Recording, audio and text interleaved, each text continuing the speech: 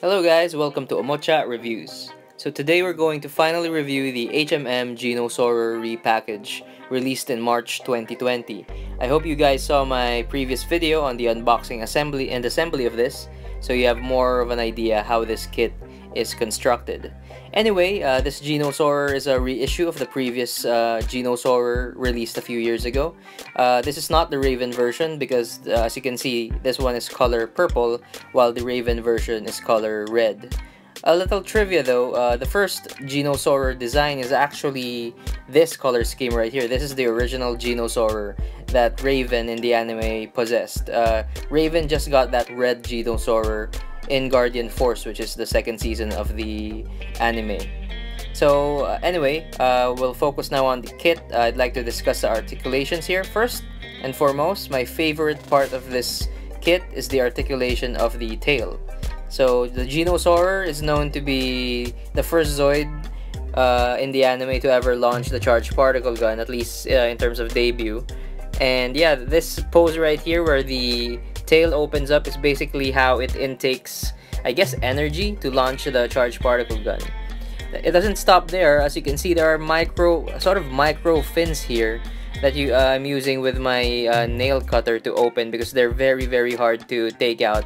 But they're a very cool touch to this, as they gave that scaly effect of the Genozorr. But yeah, you just have to use tweezers for this. So this is how it looks like up close. Very cool. Absolutely love it. Besides that, the tail can also move in several directions, sideways. The tail is basically segmented with a screw yeah, I think it's a screw connecting it. So you can move it sideways and up and down as well. Minor detail here, but there's this clear part at the tip of the tail, which I really appreciate as well. Very cool touch. Speaking of clear parts, we also get a clear part by the hind legs. Not sure what they're for, but yeah, I really like it when they give us these clear parts. Now let's go to the head of the Genozorr. So going back to clear parts, the eyes are actually protected by a sort of membrane here, but this is actually a clear plastic part as well, so both of the eyes. And they're very cool. I really like the touch. However, it does have some issues, particularly you have to be very precise in handling this. Precise and careful because you really have to sand as much excess plastic as you can for it to fit through the armor. So as you can see, there's a stretch mark there. I didn't do a good job for this side of the plastic, but this one on the other side is a little better. But yeah, you guys really have to remove as much excess plastic as you can so it would fit nicely through the armor. So this is the charged particle gun of the Genozorr. Not as good as the Berserk Furies, but this one can pass and looks good nonetheless. This part here flaps as well. And of course, you get a gun. One thing I really like, and I didn't expect, is you actually get two guns for the head of the Genozorr. So you can take this out, and there's another gun right here. As you can see, they almost look identical, but they're actually very different.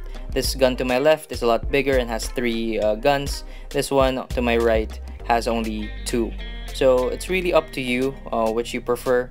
This one right here, yeah, it gives a more subtle look for the Genozorr. But personally, I prefer the previous one, the gun with the bigger barrel. Yeah, this one. Also, the head is constructed to have a ball joint, as you can see there. You can just plug that in, so it gives you many poses in all sorts of direction for the head. Now, let's talk about the other parts. Going to the arms here, the arms are also in a ball joint. You can move the claws a bit and extend the arms like that, very standard. And you can take out the arm or the hand of the Genozorr, and as you can see, they give you this option here, this longer piece of plastic that you plug there, and yeah, basically attach it to the arm and to the hand. What this is, if you watch the anime, the Genozorr can actually extend its arm through a wire and grapple opponents basically. And they try to translate it here, but I really don't like it. I think this looks a bit weird, mostly because it doesn't look like a wire. It looks like a bone or a skinny piece of plastic, so I don't really use it much. For the feet here, you get these boosters here, so that part there opens up, and then this small booster by the ankles move up and down. Very cool. They're a bit hard to construct, particularly those brown boosters, these ones right here, But yeah, very cool. And then, of course, when doing the charged particle gun, you get these support, I don't know what to call them, but they basically lock the Genosaur in place so it doesn't move when it fires that destructive power. So the legs here can move in many ways as well. So you could see there, very standard and very well made. Definitely better than the previous model, such as the Blade Liger. You can also adjust this piece of armor here.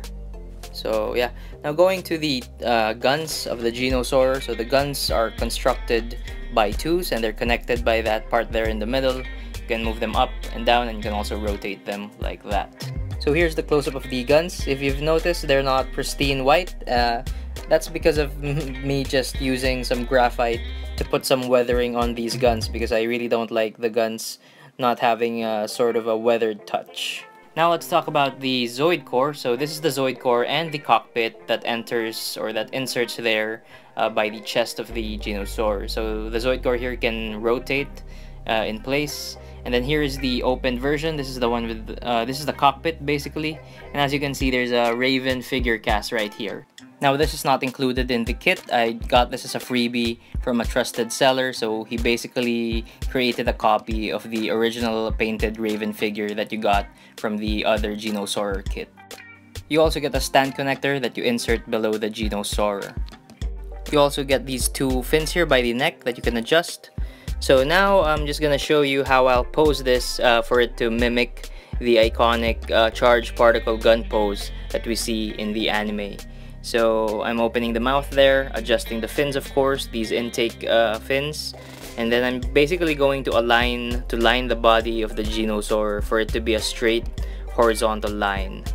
So yeah, basically line up the parts of it. So here it is, very beautiful. Absolutely love how it can mimic the one we see in the anime.